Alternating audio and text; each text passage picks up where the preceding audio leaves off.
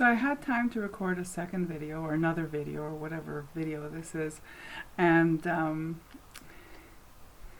well, I wasn't really prepared. Like, there's a lot of things I want to talk about, but I'm not prepared, like, you know what I mean, where you do some prep before you talk about a certain subject or what have you. But one thing I did want to do an updated video, because I'm not sure, I should have checked through my catalog, but of the videos that I have done, if I talked about my Rider-Waite Smith, my strictly Rider-Waite decks. Now, up until 2018, I only had one. No, I didn't. Okay, so up until, so my, here we go. This is going to be a bit of a convoluted thing. Get comfortable, because it's going to take a while. I didn't have a Rider-Waite Smith plaidback for 20 years. I had one in the, I had one from 1986 till 1997. And in 1997, I replaced it with Morgan Greer. And you've all seen, well, no, I can't assume you haven't all seen my Morgan Greer, but I don't have my Morgan Greer because this was going to be just a strictly Pixies art decks. Pamela Coleman Smith's art tarot decks. So I had the plaidback from 1980. I worked with the plaidback from 1986 to 1997. In 1997, I put it aside for the Morgan Greer. And then I proceeded to work with the Morgan Greer exclusively, up until 2017, 2018. I think 2018 when I ordered a new plaidback because I wanted it back in my rotation. I thought, okay, well, my Morgan Greer was looking a little ratty. I wanted to get a new tarot deck. If I was going to go and do public appearances for readings, I didn't want to bring I was a little embarrassed by my Morgan Greer. Anyway, I ordered a yellow box off Amazon, yada yada yada. I already told you the story, and recycled it or gave it away because it was atrocious. Anyway, which sent me on a quest. So, in order of appearance, or in order of obtainance, acquisition, oh my god, English? Anyway, you've all, now I'm not going to assume that you've all seen this, but this has featured in many of my videos. I love this box. I got this box at Value Village, which is Canadian Savers, for like a song. And it's made in Poland, it's beautiful wood, and it's the perfect size for a tarot deck. And in it resides my Centennial. This is my copy of commemorative Centennial. I freaking love it. I love the coloration. I love the images. Images are, it's a nice printing of the images. Oh, sorry.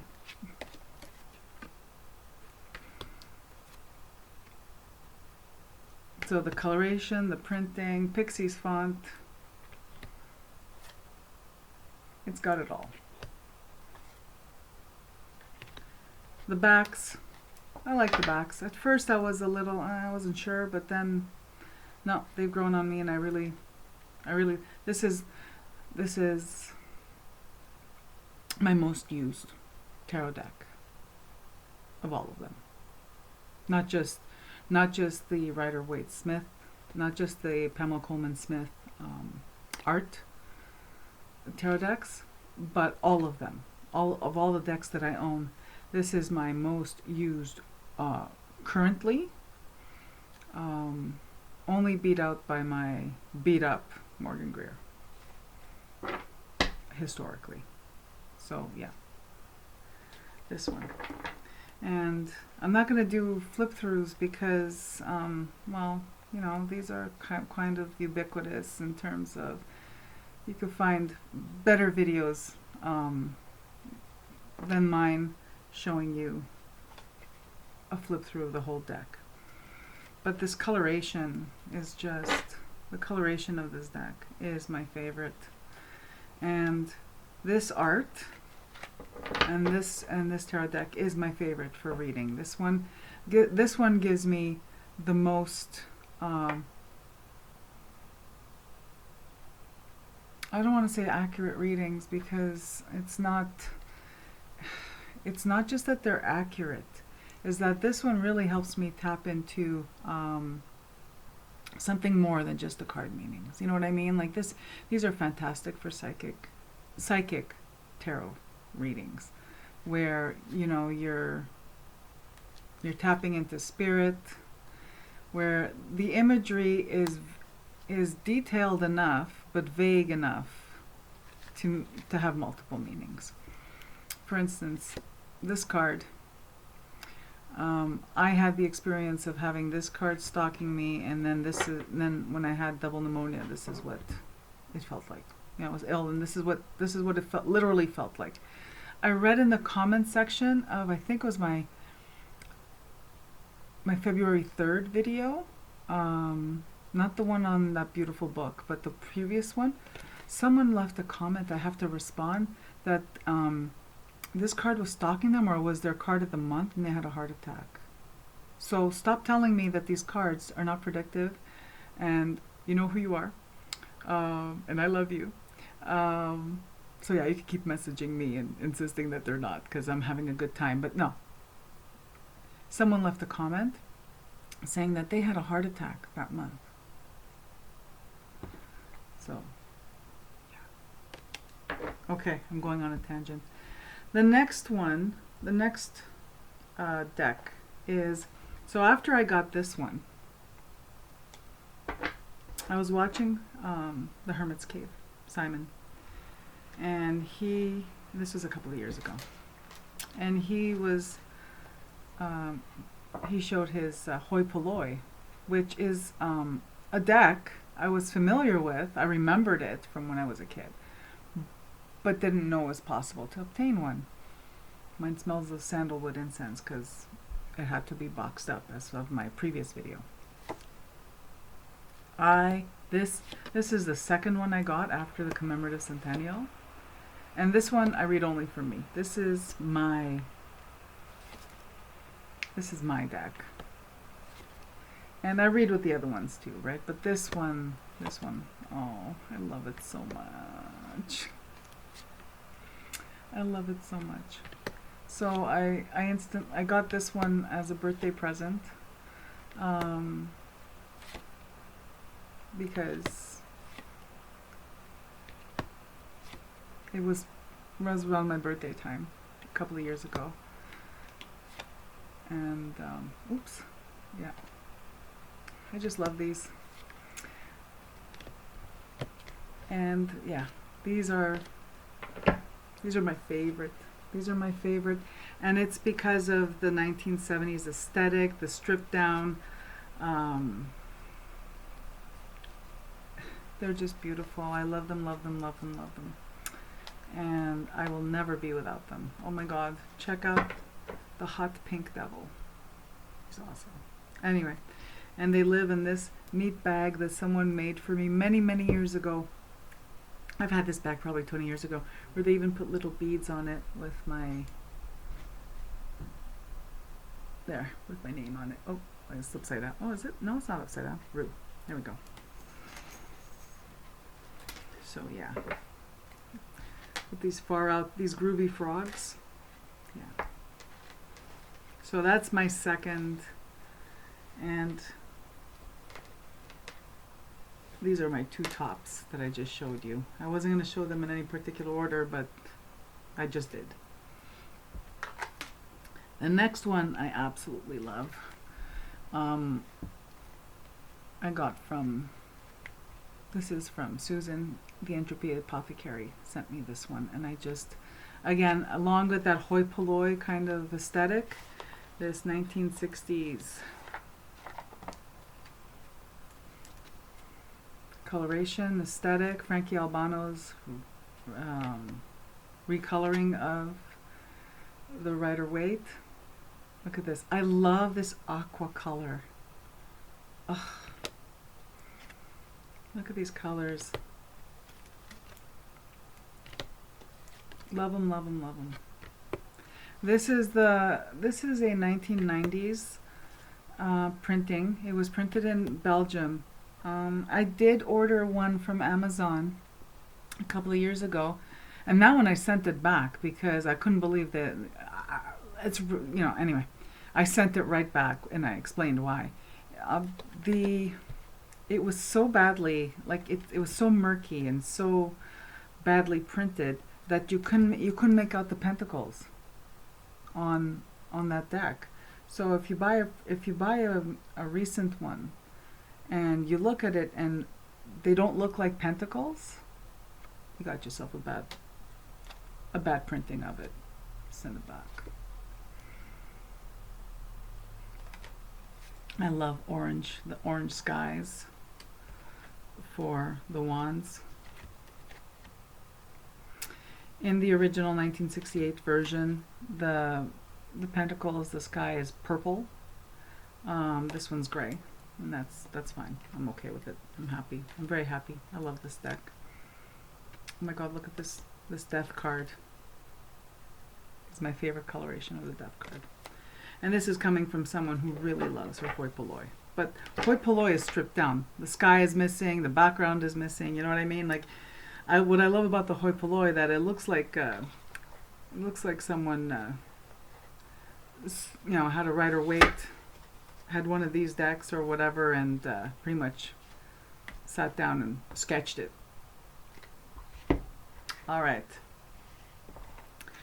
The next one is, I still wanted a plaid back. I think what happened was that when I started watching TarotTube and I saw how people still had their plaid backs, kind of regretted giving mine away, and I gave 2 of them away.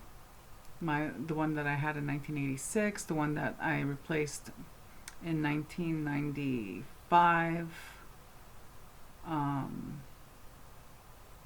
Yeah, or 93, doesn't matter. I replaced it in the early 90s. So those 2 I ended up giving away. So I went trolling on Evil Bay, and I came across one of these. It's beautiful. This is, if you're looking for an older plaid back, this is very much the same cardstock my one from the 1980s had. Because even my early 90s one wasn't this nice waxy. Look at that. There's no real shine to this, right? And look at the blue. Look at the clear color. This is a very beautiful. And I think, well, I didn't pay an exorbitant amount for this one. I think it's called the purple box, although the box looks blue to me, but I think it's called the purple box, and it was marketed in the UK. You can tell the plaid back is not as stark as the current one, like, you know, it's more muted or more blurred, and it's just, they're beautiful cards. And I keep it in case I want to go back to the plaid back. I haven't really used it that much. And the yellows are just lovely. Like, you know, it's not that... The yellows and blues are just beautiful. So if you're looking for more vintage, what I'm trying to say is if you're pining for a more vintage Rider Waite Smith, Rider Waite Smith, and you don't want to chase the unicorn of the Blushing Fool and the Sunburnt Magician and all that stuff, and the no copyright. Look how tiny the copyright is. So tiny on this one. That's one thing that I did notice. This one is like, whoa, can barely see the copyright on it, like with my glasses on. These are, you know, progressives, modern bifocals. And I can't read. I can barely read the copyright on it. So it's not obtrusive. These are great. They're beautiful, and oh, the cardstock is so nice. It's an affordable, it's an affordable deck. I think it's still affordable. There's nothing really like collectible about it that it should cost you more than, let's say, maybe, you know, what a brand new deck would cost you today. Shop around, but it's lovely. So yeah, so I'm hanging on to this one because it's literally brand new. Like, it's not brand new, but you know what I mean. Like, it hasn't been used that much, in case I want to go back to plaid back at some point.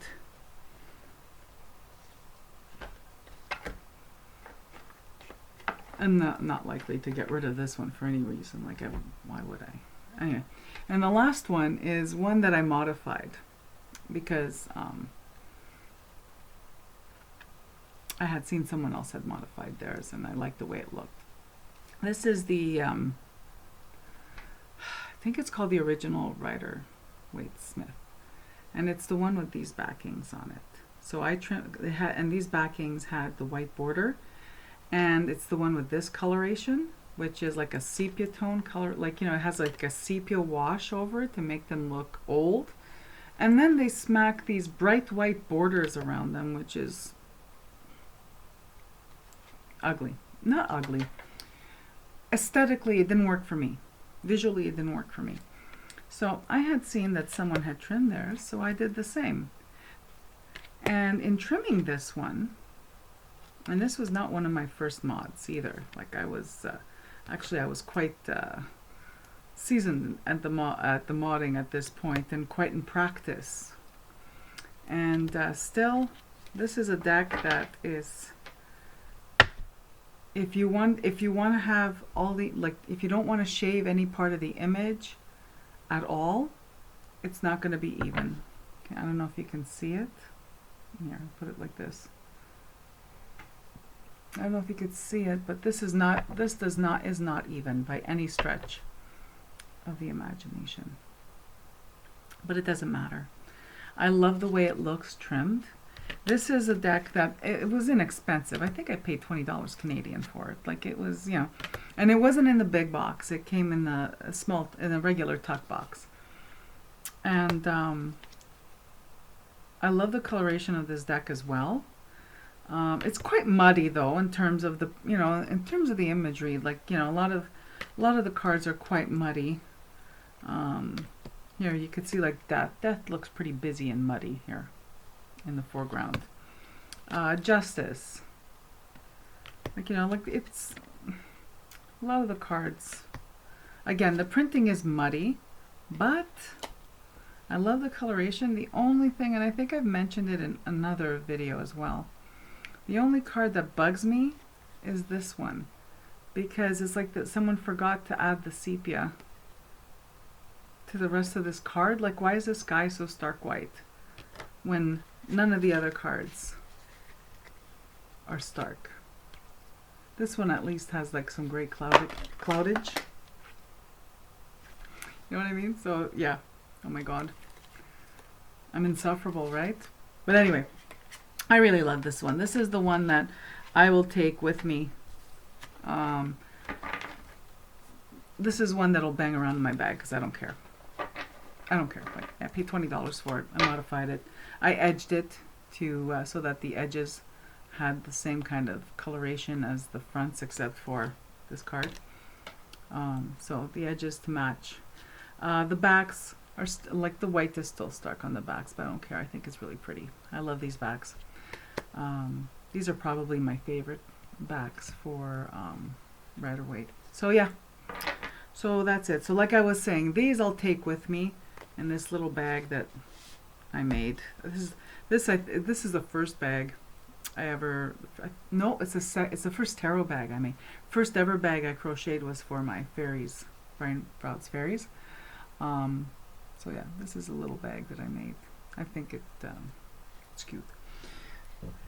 So that's it. Those are my Rider-Waite Smith tarot decks. All 5 of all 5 of them. These I'm keeping. They're not going to be culled ever because it is my favorite tarot deck. And even if I'm not using, even if I'm, like I went the whole stretch of, 20 years without using it, it's still what's in my mind in terms of when I think of tarot imagery. This was my first ever tarot deck, so it's always going to be with me. So I think what I'm going to do is stop this right here, and I'll talk to you next time in the next video. Thanks for tuning in, and have a beautiful day.